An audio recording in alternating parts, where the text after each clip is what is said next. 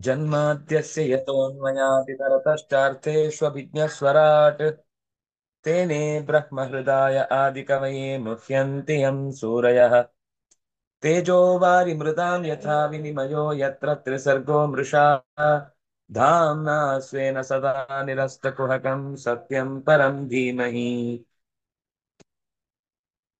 यं प्रव्रजन्तमनुपेतमपेतकृत्यं द्वैपायनो विरहकातर आजुहाव पुत्रेति तन्मयतया तरवोऽपि नेदुस्तं सर्वभूतहृदयं मुनिमानतोऽस्मि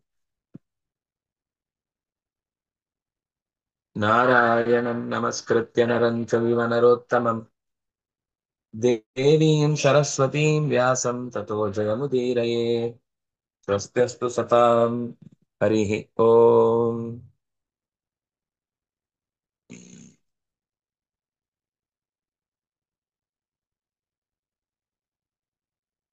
ಚಿತ್ರಕೇತು ವಿದ್ಯಾಧರ ಪದವಿಯನ್ನ ಏರಿ ಹಲವು ಲಕ್ಷಾಂತರ ವರ್ಷಗಳನ್ನ ಕಳೆದು ಆಕಾಶ ಮಾರ್ಗದಲ್ಲಿ ಬೇರೆ ಬೇರೆ ಭಾರಗಳಿಗಾಗಿ ತೆರಳುತ್ತಿರುವಾಗ ತನ್ನ ಜೀವಗುರು ಎನಿಸಿದಂತಹ ನಾರಾಯಣನಿಂದ ಕೊಡಮಾಡಲ್ಪಟ್ಟ ವಿಮಾನದಲ್ಲಿ ಏರಿ ಆಕಾಶ ಮಾರ್ಗವಾಗಿ ಸಾಗುತ್ತಿರುವಾಗ ಮುನಿಗಳ ಗುಂಪಿನಿಂದ ಆವೃತನಾದಂತಹ ಶಿವ ತನ್ನ ಮಡದಿಯಾದ ಪಾರ್ವತಿಯನ್ನ ಆಲಂಗಿಸಿಕೊಂಡು ಕೂತಿದ್ದ ಸಂದರ್ಭದಲ್ಲಿ ಅವಳ ಕಿವಿಗೆ ಕೇಳುವಂತೆ ನಕ್ಕು ನುಡಿದ. ಚಿತ್ರಕೇತುರುವಾಚ ಏಷ ಲೋಕಗುರು ಸಾಕ್ಷಾತ್ ಧರ್ಮಭಕ್ತ ಶರೀರಿಣಾಂ ಆಸ್ತೆ ಮುಖ್ಯ ಸಭಾಯಾಂ ವೈ ಮಿಥುನೀ ಭೂಯ ಭಾರ್ಯಯ. ಇವನೊಬ್ಬ ಲೋಕಗುರು, ಸಾಕ್ಷಾತ್ ಧರ್ಮಭಕ್ತ, ಎಲ್ಲ ಜೀವರಿಗೆ ಹೇಗ್ ಬದುಕಬೇಕು ಅಂತ ಉಪದೇಶ ಮಾಡುವವನು. ಮುಖ್ಯವಾದ ಸಭೆಯಲ್ಲೇ ತನ್ನ ಹೆಂಡತಿಯ ಜೊತೆಗೆ ಕೂತುಕೊಂಡು ಹೆಗಲ ಮೇಲೆ ಕೈ ಹಾಕೊಂಡು ಲೋಕದ ಜನರ ಜೊತೆಗೆ ಮಾತಾಡ್ತಾ ಇದ್ದಾನೆ.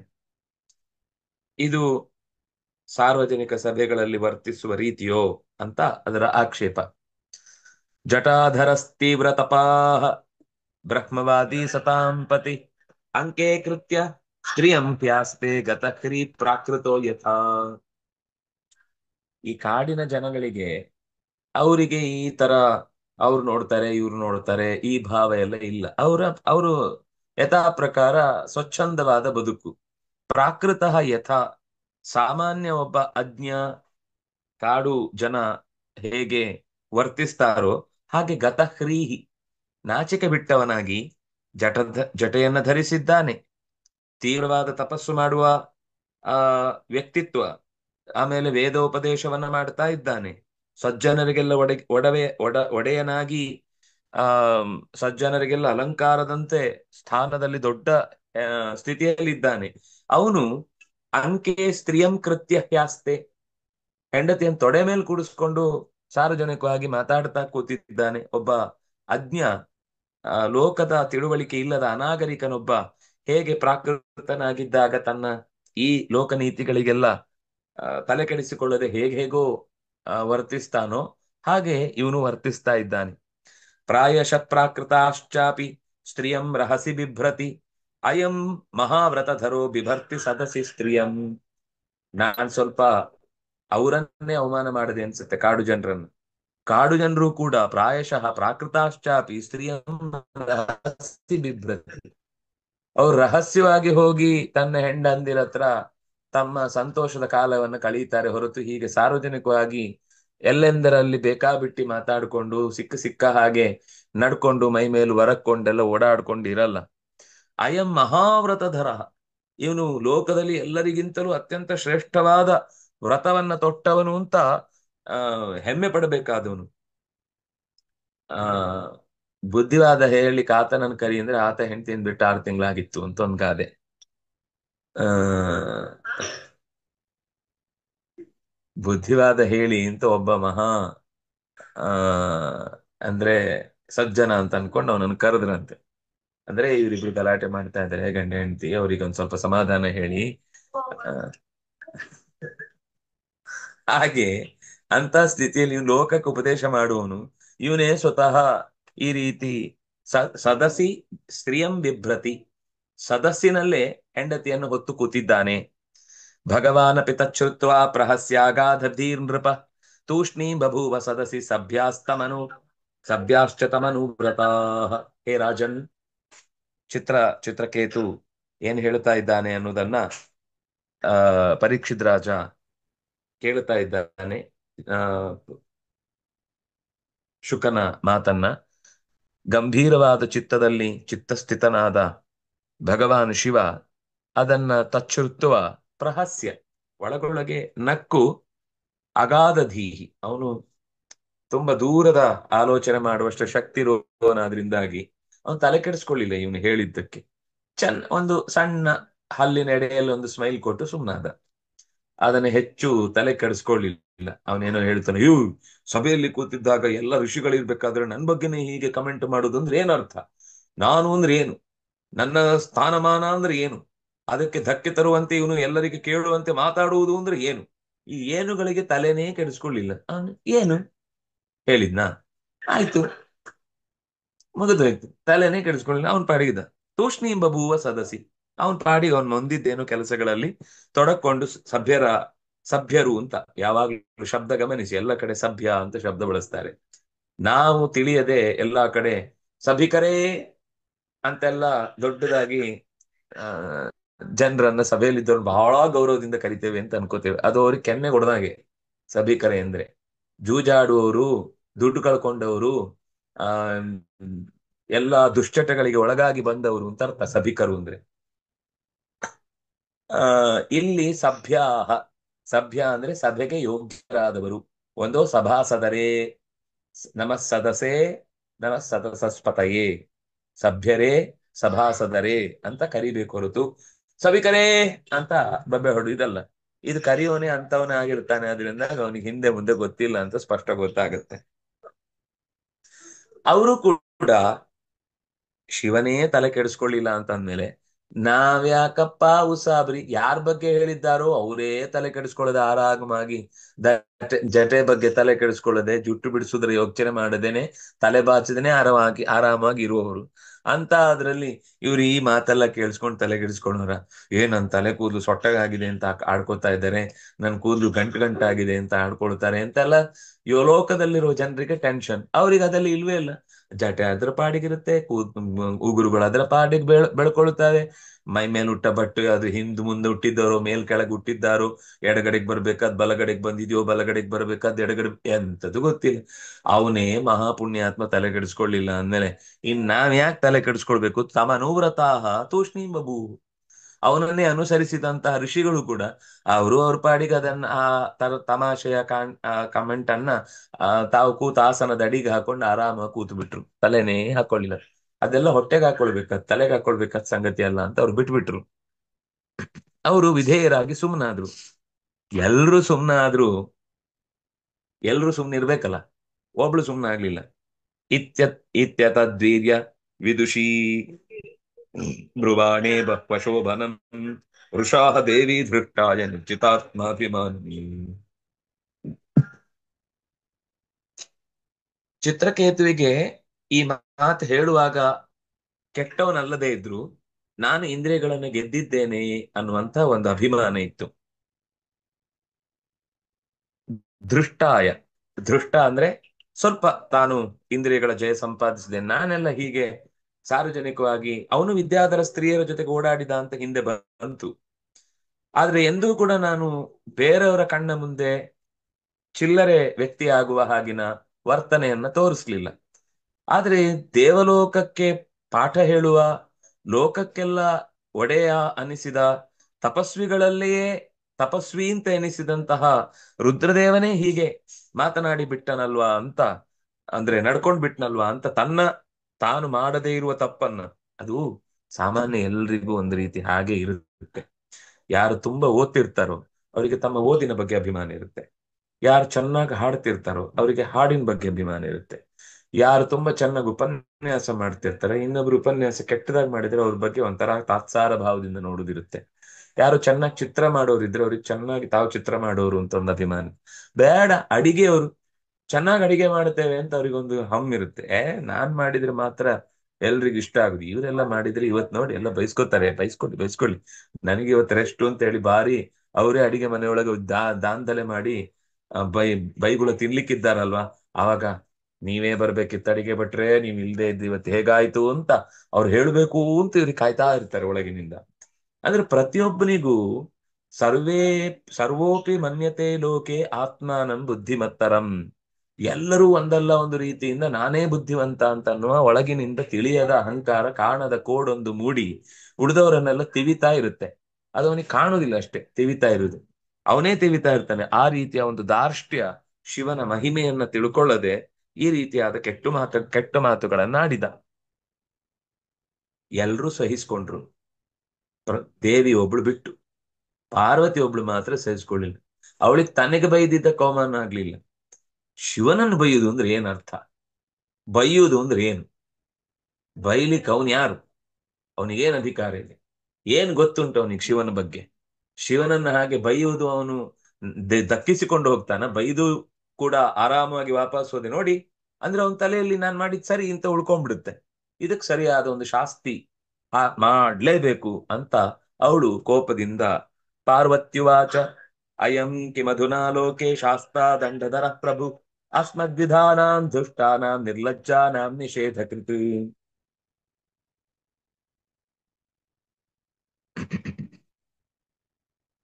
ನಾವ್ ಹೇಳುದಿಲ್ವಾ, ಆ ಬಂದ ಹೇಳ್ಬಿಡ್ಲಿಕ್ಕೆ, ತಾನೊಬ್ಬ ದೊಡ್ಡ ವ್ಯಕ್ತಿ, ನಾವೆಲ್ಲ ತಪ್ಪಿತಸ್ಥರು, ಇವ್ ನಮಗ ಉಪದೇಶ ಮಾಡ್ಲಿಕ್ಕೆ ಬಂದ ಅಂತ ನಾವಂತೀವಲ್ಲ, ಸೇಮ್ ಅದೇ ಧಾಟಿಯಲ್ಲಿ ಅಯಂ ಕೆ ಮಧುನಾಲೋಕೆ ಶಾಸ್ತಾದಂಡದರ ಪ್ರಭು.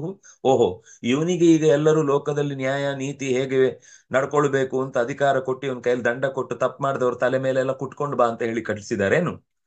ಈಗ ಇವನಿಗೆ ಈ ಅಧಿಕಾರ ಕೊಟ್ಟು ಬಿಟ್ಟಿದ್ದಾರೇನು? ಅಸ್ಮತ್ ನಾವೆಲ್ಲ ದುಷ್ಟ ತಮರು, ದುಷ್ಟ ಲಜ್ಜೆಗೆಟ್ಟವರು, ಜೀವ ಬಿಟ್ಟವರು, ತಲೆ ಕೆಟ್ಟವರು, ಬದುಕಿನಲ್ಲಿ ಹೇಗಿರ್ಬೇಕು ಅಂತ ಗೊತ್ತಿಲ್ಲದ ಪ್ರಾಕೃತರು ನಾವು. ನಿರ್ಲಜ್ಜರಾದ ನಮ್ಮನ್ನೆಲ್ಲ ನಿಷೇಧ ಮಾಡ್ಲಿಕ್ಕೆ, ದುಷ್ಟರನ್ನೆಲ್ಲ ಶಿಕ್ಷಿಸ್ಲಿಕ್ಕೆ ಬಂದಿದಾನಪ್ಪ ಮಹಾರಾಯ ಚಿತ್ರಕೇತು ಅಂತ ಅವನಿಗೆ ಅಧಿಕಾರ ಕೊಟ್ಟು ಕೂಡಿಸ್ಬಿಟ್ಟಿದ್ದಾರೆ. ಬಂದಿದ್ದಾನೆ ನೋಡಿ, ಎಲ್ಲರೂ ಒಂದ್ಸಲ ನೋಡಿ ಬಿಡಿ ಈತ. ಓ, ಇವನೆಲ್ಲ ನಮ್ಗೆ ಬುದ್ಧಿವಾದ ಹೇಳುವಷ್ಟು ದೊಡ್ಡವನಾಗ್ಬಿಟ್ಟಿದ್ದಾನೆ. ನ ವೇದ ಧರ್ಮಂ ಕಿಲ ಪದ್ಮಯೋನಿ ನ ಬ್ರಹ್ಮಪುತ್ರ ಭೃಗುನಾರದಾದ್ಯಾ ನ ವೈ ಕುಮಾರ ಕಪಿಲೋ ಮನುಷ್ಯ ಯೋನೋ ಏನೋ ನಿಷೇಧಂತ್ಯದಿ ಅತಿವರ್ತಿನಂ ಹರಂ. ಇಲ್ಲಪ್ಪ, ನಮ್ಮ ಜಗತ್ತಲ್ಲಿ ವೇದಗಳನ್ನ ನಾಲ್ಕೂ ಮೋರೆಯಿಂದ ನಿರಂತರ ಉಸುರುವಂತಹ ಚತುರ್ಮುಖನಿಗೂ ಕೂಡ ಧರ್ಮ ಏನು ಅಂತ ತಿಳಿಯದೇ ಹೋಯ್ತು. ಪದ್ಮಯೋನಿ ನ ಧರ್ಮಂ ವೇದ ಕಿಲ, ಇಡೀ ವೇದವನ್ನ ನಿರಂತರ ಬಾಯ್ಪಾಠ ಮಾಡಿ ಲೋಕಕ್ಕೆಲ್ಲ ಉಪದೇಶ ಮಾಡುವಂತಹ ಚತುರ್ಮುಖನಿಗೆ ಪಾಪ ವೇದ ಧರ್ಮ ಮರ್ತೋಗ್ಬಿಟ್ಟಿದೆ. ನ ಬ್ರಹ್ಮಪುತ್ರ ಭೃಗು ನಾರದಾದ್ಯ, ಭೃಗುವಾಗಲಿ ನಾರದರಿಗಾಗ್ಲಿ ಬ್ರಹ್ಮನ ಮಕ್ಕಳಾಗಿಯೂ ಕೂಡ ಅವರಿಗೆ ಧರ್ಮ ಅಂದ್ರೆ ಏನು ಅಂತ ತಿಳಿಯದೆ ಹೋಯ್ತು. ಕೇಳಿ, ಚಿತ್ರಕೇತು ಹೇಳ್ತಾನೆ, ಅವ್ರಿಗೆ ಗೊತ್ತಿಲ್ಲ. ನವೈ ಕುಮಾರ ಕಪಿಲೋ ಮನುಷ್ಯ, ನವೈ ಕುಮಾರ, ಸ್ಕಂದನಿಗೂ ತಿಳಿದಿಲ್ಲ, ಕಪಿಲ ಮಹರ್ಷಿಗೂ ಗೊತ್ತಿಲ್ಲ. ಸ್ವಯಂಭೂ ಮನು ಸ್ಮೃತಿಯ ಮೂಲಕ ಲೋಕಕ್ಕೆಲ್ಲ ಹೇಗೆ ಬದುಕಬೇಕು ಅಂತ ತಿಳಿಸಿದವನು, ಅವನಿಗೇ ಧರ್ಮ ಗೊತ್ತಿಲ್ಲ ರೀ. ಅವನೇ ಧರ್ಮದ ಪುಸ್ತಕವನ್ನ ತಲೆ ಅಡಿಗೆ ಇಟ್ಕೊಂಡು ಅದು ಮೇಲಕ್ಕೆ ಏರುತ್ತೆ ಏರುತ್ತೆ ಏರುತ್ತೆ ಏರುತ್ತೆ ತಲೆ ಒಳಗೆ ಅಂತ ಕಾದು ಕಾದು ಕಾದು ಕಾದು ಪುಸ್ತಕನೇ ಖಾಲಿಯಾಗಿ ಹೋಗಿದೆ. ಅಷ್ಟೇ, ತಲೆಗೂ ಬರ್ಲಿಲ್ಲ, ಈಗ ಪುಸ್ತಕದಲ್ಲಿ ಎಲ್ಲ ಸೇರ್ಕೊಂಡ್ಬಿಟ್ಟಿದೆ ಇವನೊಳಗೆ. ಈ ಚಿತ್ರಕೇತು ಒಳಗೆ ಸೇರ್ಕೊಂಡ್ಬಿಟ್ಟಿದೆ. ನೋ ಯೋ ಏನೋ ನಿಷೇಧಂತಿ ಅತಿವರ್ತಿನಂ ಹರಂ, ಹರನೂ ಕೂಡ ಈ ಧರ್ಮವನ್ನು ತಿಳಿಯದೆ ಅತಿವರ್ತಿಯಾಗಿ ನಡ್ಕೊಳ್ತಾ ಇದ್ದಾನೆ. ಅವನನ್ನ ಈ ಮಹಾತ್ಮ, ಅವ್ರ್ಯಾರೂ ನಿಷೇಧ ಮಾಡದವರು, ಅವರೆಲ್ಲರೂ ಇದೇ ತರದ ಸಭೆಗೆ ಬಂದು ಹೋದವರು, ಅವರೆಲ್ಲರೂ ಕೂಡ ಇದೇ ರೀತಿ ಶಿವನ ವರ್ತನೆಯನ್ನ ಕಂಡವರು. ಅವರಿಗೆ ಯಾವತ್ತು ಕಾಣದ ಅಸಹ್ಯ ಇವನಿಗೆ ಮಾತ್ರ ಕಂಡುಬಿಡುತ್ತೆ ನೋಡಿ. ಬಲಾಲಾಲ ಬಂದ ಬಂದ ನಮ್ಗೆಲ್ಲ ಬುದ್ಧಿವಾದ ಹೇಳಲಿಕ್ಕೆ. ಏಷಾಂ ಅನುಧ್ಯೇಯ ಪದಾಬ್ಜ ಯುಗ್ಮಂ ಜಗದ್ಗುರುಂ ಮಂಗಲ ಮಂಗಲಂ ಸ್ವಯಂ ಯಕ್ಷತ್ರ ಬಂಧು ಪರಿಭೂಯ ಸೂರೀನ್ ಪ್ರಶಾಸಿ ದೃಷ್ಟದ ತದಯಂಹಿ ದಂಡ್ಯ. ಶಿವನ ಪಾದ ಕಮಲಗಳು ಲೋಕದಲ್ಲಿ ಇಂದ್ರಾದಿ ದೇವತೆಗಳಿಗೆ ನಿರಂತರ ಧ್ಯಾನಕ್ಕೆ ಯೋಗ್ಯವಾದವುಗಳು. ಅಸಾಧಾರಣವಾದ ಗುಣಧರ್ಮಗಳಿಂದ ಕೂಡಿ ಲೋಕಕ್ಕೆ ನಿಜವಾಗಿಯೂ ಯಮನನ್ನೂ ಶಾಸನ ಮಾಡುವ ಮೃತ್ಯುವಿಗೆ ಮೃತ್ಯು ಇವನು. ಅತ್ಯಂತ ಮಂಗಳಮಯವಾದ ಸಾಕ್ಷಾತ್ ಶಿವನನ್ನು ಯಾರೂ ಕೂಡ ಇಲ್ಲಿ ತನಕ ಪ್ರಶ್ನೆ ಮಾಡಲಿಲ್ಲ. ಈ ವ್ಯಕ್ತಿ ಮಾತ್ರ ಚಿತ್ರಕೇತು ಶಾಸನ ಮಾಡ್ಲಿಕ್ಕೆ ಬಂದ್ಬಿಟ್ಟಿದ್ದಾನೆ. ಜ್ಞಾನಿಗಳ ಹಿಂದೆ ಇವನನ್ನ ಕಂಡು ಹೋದ ಋಷಿಮುನಿಗಳೆಲ್ಲರೂ ಯಾರು ಇದು ಅಪರಾಧ, ಈ ರೀತಿ ನಡ್ಕೊಳ್ಬಾರ್ದು ಅಂತ ಹೇಳದೆ ಇದು ಧರ್ಮ ಅಂತ ಒಪ್ಪಿಕೊಂಡು ಹೋದವರ ಇಲ್ಲಿಯ ತನಕದ ಎಲ್ಲ ವರ್ತನೆಯನ್ನು ಕೂಡ ಅಹಂಕಾರಿಯಾದ ಈತ ಅವಮಾನಿಸ್ತಾ ಇದ್ದಾನೆ. ಎಲ್ಲರನ್ನು ಈ ಹಿಂದೆ ಯಾರೆಲ್ಲ ಬಂದಿದ್ರು ಅವರೆಲ್ಲರನ್ನೂ ಅವಮಾನಿಸ್ತಾ ಇದ್ದಾನೆ. ಇವನೊಬ್ಬ ಕ್ಷತ್ರ ಬಂಧು. ಅಂದ್ರೆ ಕ್ಷತ್ರ ಅಂದ್ರೆ ಶಬ್ದದ ಅರ್ಥ ಆ, ಶ್- ನ್ಯಾಯವನ್ನ ಶಾಸನ ಮಾಡುವವನು, ನ್ಯಾಯವನ್ನು ಒದಗಿಸುವವನು. ಆದ್ರೆ ಇವನು ಕ್ಷತ್ರ ಬಂಧು ಅಂತ ಶಬ್ದ ಬಳಸ್ತಾನೆ. ಇವನು ಕ್ಷತ್ರದ ವಂಶದಲ್ಲಿ ಬಂದವನಷ್ಟೇ, ಅವರಿಗೆ ಬಂಧು ಅಷ್ಟೇ. ಆ ಕ್ಷತ್ರದ ಯಾವ ವ್ಯಕ್ತಿತ್ವವೂ ಅವನಲ್ಲಿ ಇರುವುದಿಲ್ಲ. ಈ ಬ್ರಾಹ್ಮಣ ಬಂಧು, ಬ್ರಹ್ಮ ಬಂಧು ಅಂತ ಹೇಳಿದ್ರೆ ಬ್ರಾಹ್ಮಣರ ವಂಶದಲ್ಲಿ ಮಾತ್ರ ಬಂದಿರ್ತಾನೆ. ಯಜ್ಞೋಪವೀತ ಹಾಕೊಳ್ಬೇಕು ಅಂತ 24ನೇ ವಯಸ್ಸಿಗೆ ಮದುವೆ ಹಿಂದಿನ ದಿವಸ ಹಾಕ್ಬಿಟ್ಟಿದ್ದಾರೆ ಅಷ್ಟೇ, ಆಮೇಲೆ ಏನು ಗೊತ್ತಿಲ್ಲ ಅವನಿಗೆ. ಆದ್ರಿಂದಾಗಿ ಇವನು ಕ್ಷತ್ರದ ಇದು ಬ್ರಹ್ಮನ ವಂಶದಲ್ಲಿ ಬಂದವನಷ್ಟೇ ಬಿಟ್ರೆ ಇವನು ಬ್ರಾಹ್ಮಣ್ಯದ ಯಾವ ಲಕ್ಷಣವೂ ಇಲ್ಲ. ಹೇಗೋ ಹಾಗೆ ಇವನು ಕ್ಷತ್ರ ಬಂಧು, ಕ್ಷತ್ರ ವಂಶದಲ್ಲಿ ಬಂದವನು. ಇವನು ಅಹಂಕಾರಿಯಾಗಿ ವರ್ತಿಸ್ತಾ ಇದ್ದಾನೆ. ದಂಡ್ಯ ಹಿ ಏಷಃ, ಈತ ಶಾಸನಕ್ಕೆ ಅರ್ಹ, ಈತ ಶಿಕ್ಷೆಗೆ ಅರ್ಹನಾಗಿದ್ದಾನೆ. ನಾಯಮರ್ಹತಿ ವೈಕುಂಠ ಪಾದ ಮೂಲೋಪಸರ್ಪಣಂ ಸಂಭಾವಿತಾತ್ಮ ನಿಸ್ತಬ್ಧ ಸಾಧುಭಿ ಪರ್ಯುಪಾಸಿತಂ. ತುಂಬ ಜಪ ಮಾಡಿ, ಅನುಷ್ಠಾನ ಮಾಡಿ, ಸಿದ್ಧಿಯನ್ನ ಪಡೆದು ಲೋಕಾಲೋಕ ಆ ವ್ಯವಸ್ಥೆಗಳನ್ನ ಓಡಾಡುತ್ತಾ ತುಂಬಾ ಮೆರೆದು ಬಿಟ್ಟಿದ್ದಾನೆ. ತನ್ನನ್ನು ತಾನು ದೊಡ್ಡವನು ಅಂತ ತಿಳ್ಕೊಂಡ್ ಬಿಟ್ಟಿದ್ದಾನೆ, ಅಹಂಕಾರಿಯಾಗ್ಬಿಟ್ಟಿದ್ದಾನೆ. ಸಾಧುಗಳು ನಿರಂತರ ಉಪಾಸನೆ ಮಾಡಿ ಯಾವ ಹರಿಯ ಪಾದ ಮೂಲದಲ್ಲಿ ತಮ್ಮ ತಲೆಯನ್ನ ನಿರಂತರ ಇಡಬೇಕು, ಆ ಮೂಲಕ ಆ ಧೂಳನ್ನ ತಲೆ ಮೇಲೆ ಹೊತ್ತುಕೊಂಡು ಓಡಾಡಬೇಕು ಅಂತ ಕಾಯ್ತಾರೋ ಅಂತ ವೈಕುಂಠ ಮೂಲಕ್ಕೆ, ವೈಕುಂಠದ ಆ ಒಡೆಯನಾದಂತಹ ನಾರಾಯಣನ ಪಾದದ ಮೂಲಕ್ಕೆ ಈತ ಅರ್ಹ ಅಲ್ಲ. ಈತ ಅಲ್ಲಿ ಇರ್ಲಿಕ್ಕೆ ಯೋಗ್ಯ ಅಲ್ಲ. ಅವನು ವಿಷ್ಣು ಕೊಟ್ಟಂತಹ ವಿಮಾನದಲ್ಲಿ ಓಡಾಡ್ತೇನೆ ಎಂದ ತಕ್ಷಣ ನಾನೇನ್ ಮಾತಾಡಿದ್ರು ಅದು ಧರ್ಮ ಆಗ್ಬಿಡುತ್ತೆ ಅಂತ ಭಾವಿಸಿದ್ದಾನೆ. ಮಾಡಿದ್ದು ತಪ್ಪು. ಅತಃ ಪಾಪೀಯಸೀಂ ಯೋನಿಂ ಆಸುರೀಂ ಯಾಹಿ ದುರ್ಮತೆ ಯತೇಹ ಭೂಯೋ ಮಹತಾಂ ನ ಕರ್ತಾ ಮುತ್ರ ಕಿಲ್ಬಿಷಂ. ಯಾವಾಗ್ಲೂ ಅವಮಾನ ಆದವರೇ ಸುಮ್ನಿರ್ತಾರೆ ಎಷ್ಟೋ ಸಲ. ಅಯ್ಯೋ ಹೇಳ್ತಿರ್ತಾರೆ, ಇದೆಲ್ಲ ಬರ್ತಾ ಇರುತ್ತೆ ಹೋಗ್ತಾ ಇರುತ್ತೆ ಅಂತ. ಈ ಅದ್ರ ಅಕ್ಕಪಕ್ಕದಲ್ಲಿದ್ದವರಿಗೇನೆ ತುಂಬಾ ತಲೆ ಕೆಡುದು. ನಮ್ಮವರನ್ನ ಅವಮಾನ ಮಾಡುದು ಅಂದ್ರೆ ಏನರ್ಥ? ನಮ್ಮ ಹಿರಿಯರನ್ನ ಆಕ್ಷೇಪ ಮಾಡುದು ಅಂದ್ರೆ ಏನರ್ಥ? ನಮ್ಮ ಗುರುಗಳನ್ನ ತಪ್ಪಾಗಿ ಚಿತ್ರಿಸುವುದು ಅಂದ್ರೆ ಏನರ್ಥ? ನಮ್ಮ ಒಡೆತನಕ್ಕೆ ಸಂಬಂಧಪಟ್ಟಂತೆ ಒದ್ದಾಡ ಪಡುವುದು ಅಂದ್ರೆ ಏನರ್ಥ ಅಂತ ಸುತ್ತ ಇದ್ದಂತಹ ಗಾಳಿ ಪುಗ್ಗ ಲಾಡಿಗಳಿಗೆ ಸಿಕ್ಕಾಪಟ್ಟೆ ಬೆಲೆ. ಹಾಗಾಗಿ ಅವಳು ಸಿಟ್ಟಿನಿಂದ ಹೇಳ್ತಾಳೆ, ದುರ್ಬುದ್ಧಿಯವನೇ, ನೀನು ಮಾಡಿದ ಮಹಾಫಲ ಪಾಪ ಈಗ ಫಲ ಕೊಡ್ತಾ ಇದ್ದೆ.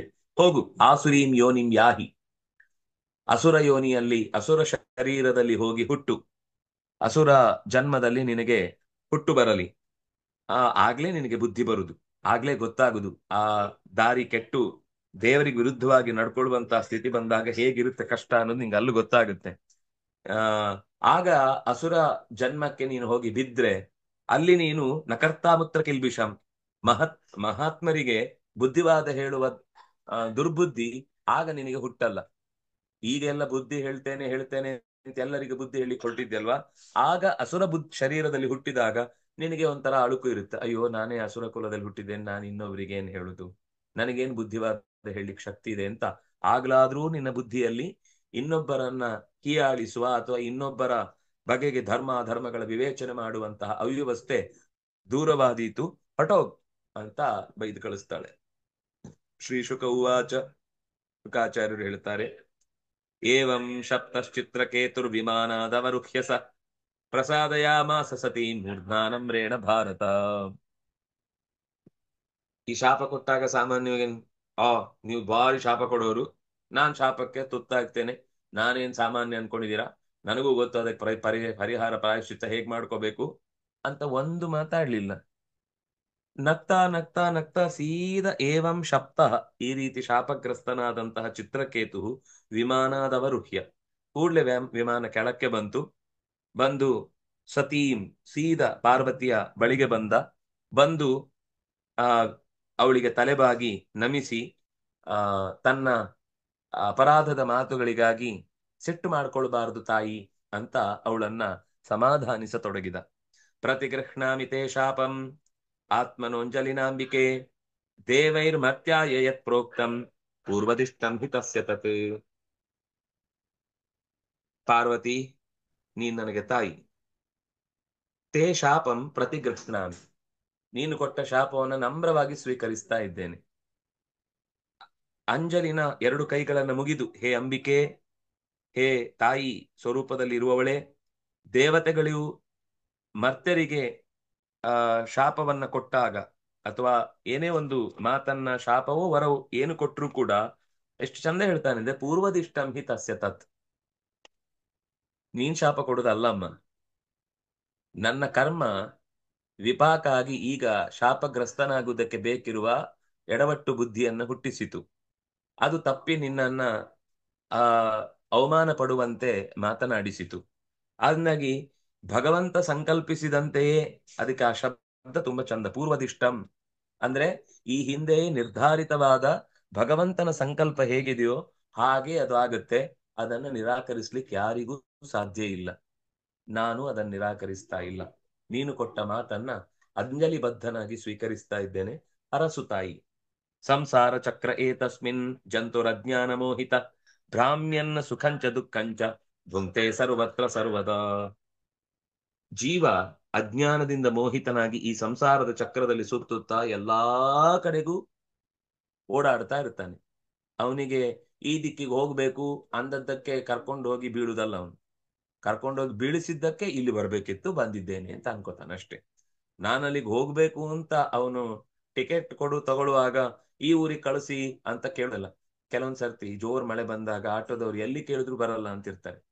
ಆವಾಗ ನಾವು ಕೊನೆಗೆ ಕೇಳ್ತೀವಿ, ನೀನ್ ಎಲ್ಲಿಗೆ ಹೋಗ್ತೀಯಪ್ಪ, ಅಲ್ಲಿಗಾದ್ರೂ ಬಿಡು ಅಂತ.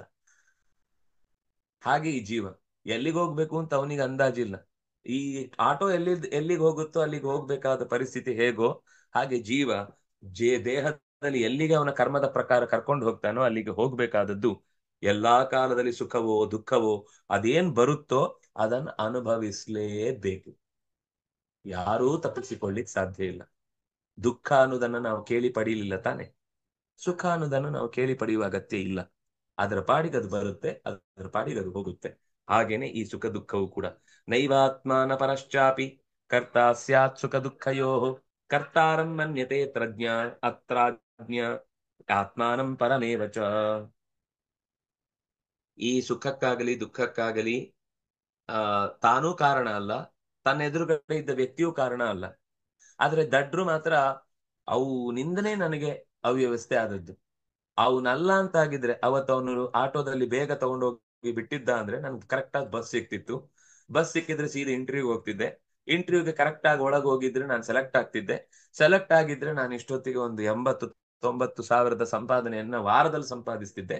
ಈಗ 3 ಮನೆ ಕಟ್ಟಿ 4 ಬಾಡಿಗೆ ಕೊಟ್ಟು 5 ಕಡೆ ಬೇಕಾದಷ್ಟು ಜಾಗ ಮಾಡಿ 6 ಕಡೆ ನನ್ನ ಬದುಕನ್ನೇ ಇನ್ನಷ್ಟು ಚೆನ್ನಾಗಿ ನಡೆಸ್ಬೋದಿತ್ತು ಅಂತ ಬರೀ ಅವನದ್ದೇ ಊಹೆಗಳು, ಊಹೆಗಳ ಮೇಲೆ ಊಹೆಗಳ ಮೇಲೆ ಊಹೆಗಳ ರಾಶಿಯಲ್ಲಿ ಬಿದ್ದು ಸಾಯ್ತಿರ್ತಾನೆ. ಅವತ್ತು ಅವನ ಆಟೋದಲ್ಲಿ ಹೋಗಿದ್ದ ಅಂದ್ರೆ ಆ ಬಸ್ಸು ಮಗುಚಿ ಕೌಚಿ ಬಿದ್ದಿತ್ತು, ಅವನದ್ರಲ್ಲಿ ಹೋಗ್ಬೇಕಿತ್ತು. ಪುಣ್ಯಕ್ಕೆ ಅವನಿಗೆ ಅವತ್ತು ಹೋಗುವಾಗ ಆಟೋ ಲೇಟ್ ಆಯ್ತು, ಬಸ್ಸು ಸಿಗ್ಲಿಲ್ಲ. ಅವನಿಗೆ ಆ ವಿಷಯ ಗೊತ್ತಿಲ್ಲ, ಆ ಬಸ್ ಮಗುಚಿ ಬಿದ್ದದ್ದು. ಬಿದ್ದಲ್ಲಿ ಇದ್ದವರೆಲ್ಲರೂ ಹೋಗ್ಬಿಟ್ಟಿದ್ದಾನೆ, ಇವನು ಹೋಗ್ಬೇಕಿತ್ತು.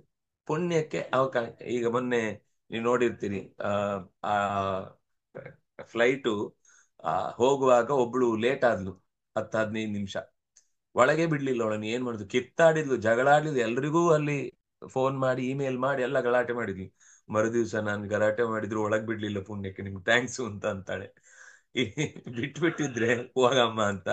ಈಗ ಅವಳದ್ ಫೋಟೋದಲ್ಲಿ ಒಂದ್ ಕೆಂಪು ನಾಮ ಹಾಕಿ, ಇದ್ಲು ನಿನ್ನೆ ತನಕ ಇವತ್ತಿಲ್ಲ, ಹೋಗಿ ಮರಳಿ ಬಾ ಹುಟ್ಟಿ ಬಾ ಅಂತ ಕಳಿಸ್ಬೇಕಾಗುತ್ತಿತ್ತು.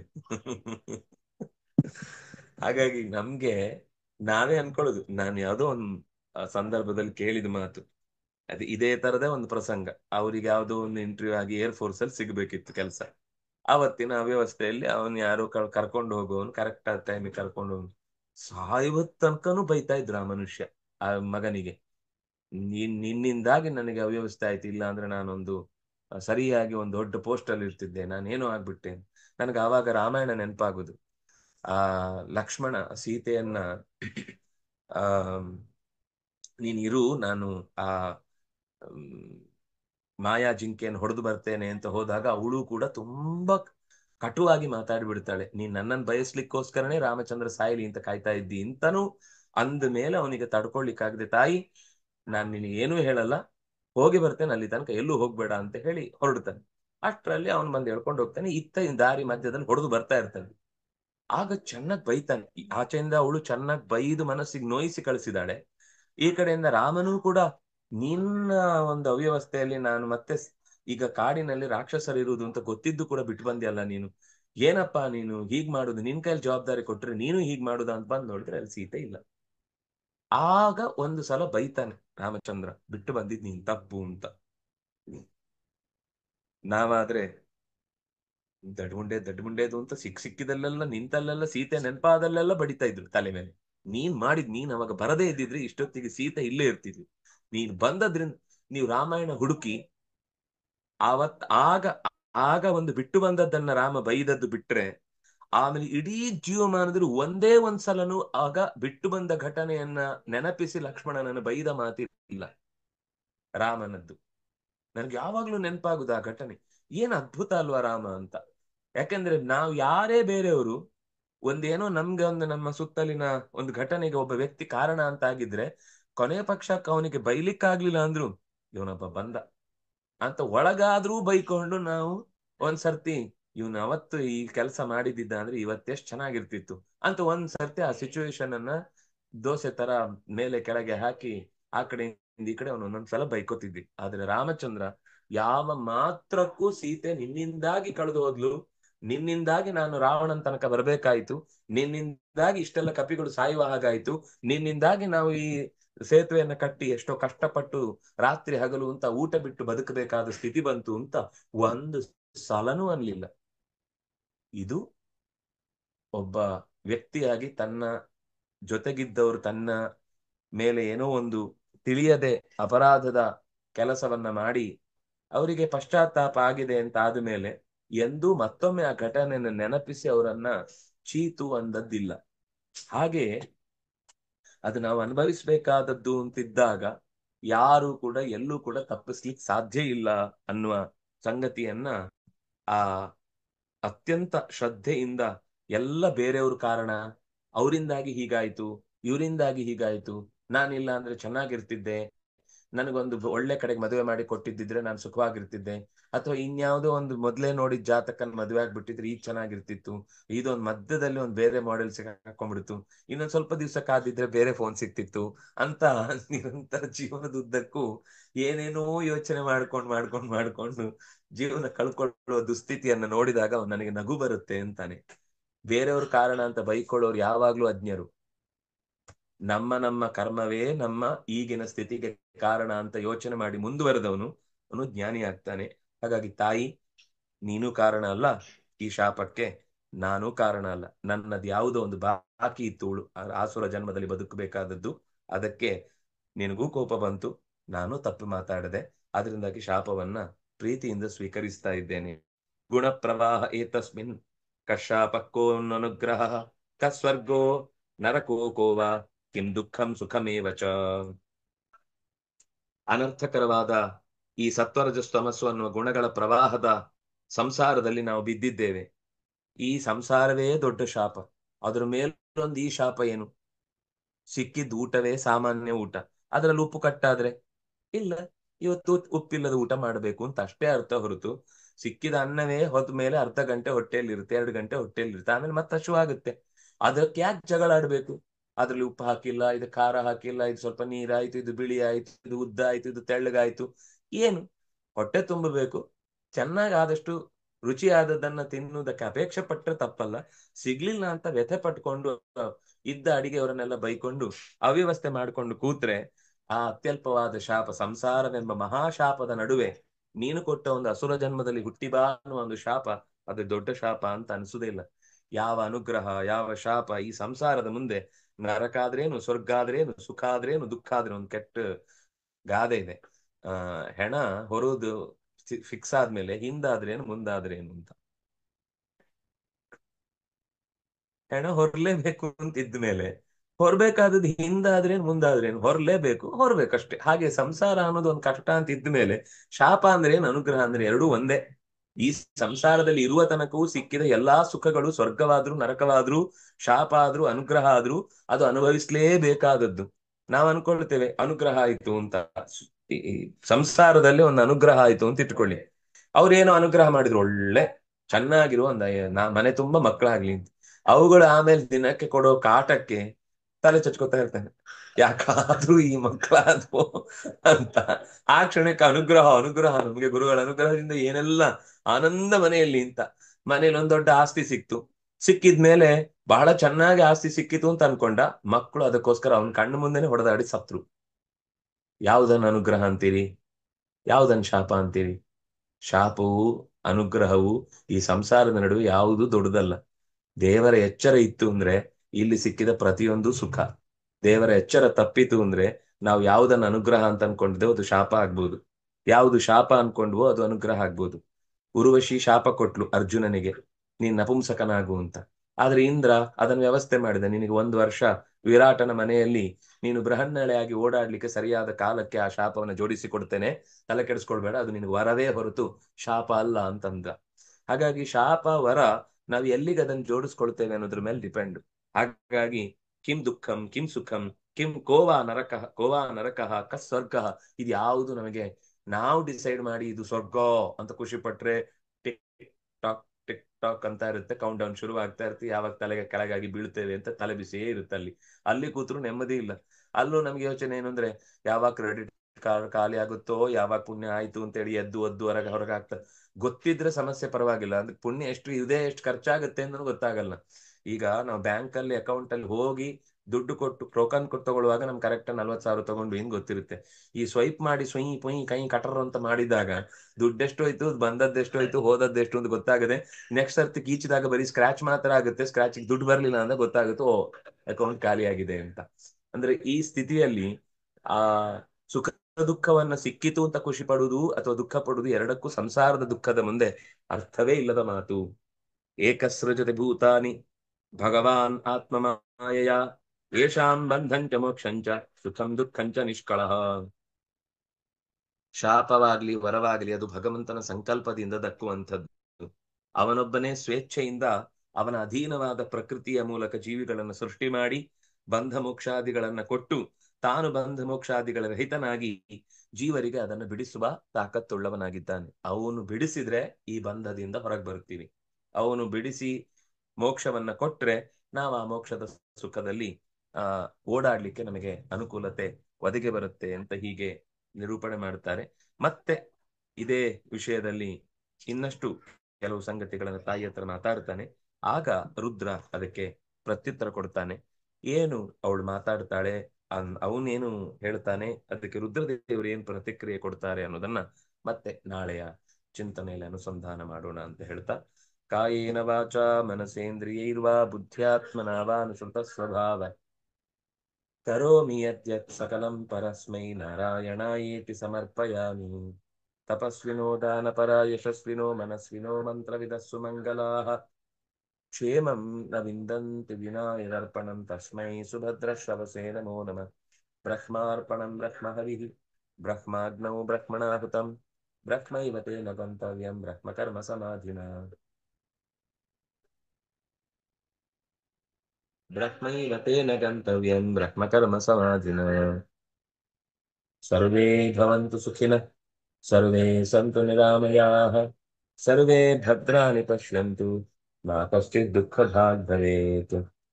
धर्मस्य विजयो भूयात् अधर्मस्य पराभव सद्भावना प्राणभृतां भूयाद् विश्वस्य मङ्गलम्. श्रीकृष्णार्पणमस्तु।